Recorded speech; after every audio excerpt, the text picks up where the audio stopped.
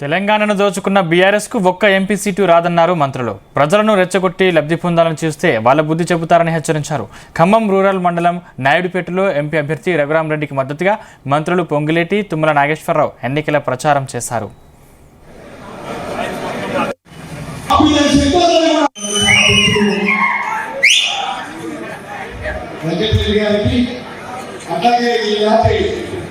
Khammam parliament అభ్యర్థి రఘురామరెడ్డి గారికి అట్లాగే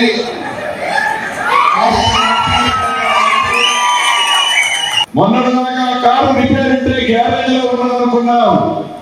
ఈనాడు ఆ కారు గ్యారేజ్ లో కాదు, ఖాతాకి సిద్ధంగా ఉంది. రేపు 13వ తారీఖు తర్వాత ఆ కారుని ఖాతాకేసి తుక్కు సామాన్యులకు అనే పరిస్థితిలో బీఆర్ఎస్ పార్టీ ఉంది. మతోన్మాదుల పార్టీ అయిన బీజేపీ పార్టీకి చెట్టు పార్టీ అయిన టీఆర్ఎస్ పార్టీని రెండు పార్టీలకి బుద్ధి చెప్పాల్సిన అవసరం ఉంది. ఆనాడు శ్రీమతి ఇందిరాగాంధీ గారు, రాజీవ్ గాంధీ గారు ఈ దేశం కోసం, మనందరి బాగోగుల కోసం, సామాన్య ప్రజల కోసం, కుల మతాలని ఐక్యం చేయడం కోసం ప్రాణాలు టెర్రరిస్టుల చేతుల్లో అర్పించిన సంగతి మనకి తెలియదు కాదు. ఆ కుటుంబం 2 సార్లు రాహుల్ గాంధీ గారికి ప్రధానమంత్రి అయ్యే అవకాశం వచ్చింది.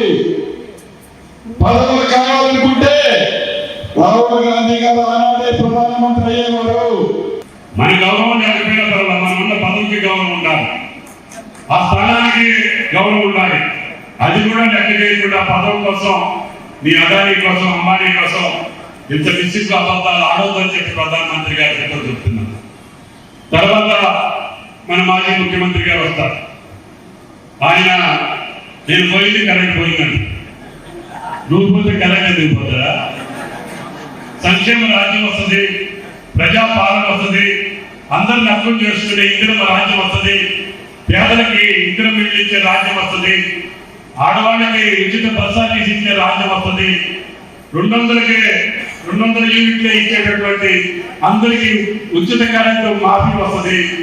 అదేవిధంగా ఇందిరమ్మ ఇళ్లతో పాటు మీకు ఇచ్చేటటువంటి అన్ని పథకాలు ఇందిరమ్మ పాలన వస్తాయని చెప్పి అటు ప్రేమతో ఎన్నుకుంటే నేను పోయింది అంతా పోయింది అంటాడు. అందుకొరకే దయచేసి మన మాటలను నమ్మకండి, మీరు నాకు ఓటేసి గెలిపండి. మొత్తం ఖమ్మం ప్రజలకు ఇప్పటి నుంచి ఒకవేళ గెలిస్తే మొత్తం ప్రజలు ఖమ్మం ప్రజలకు అంకితం చేస్తానని వాగ్దానం చేస్తున్నాను మీకు.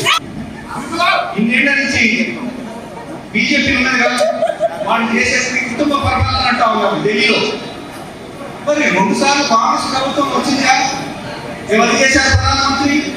మన్మోహన్ సింగ్ చేశారు. రాహుల్ గాంధీ అయినాడా, సోనియా గాంధీ అయినాడా?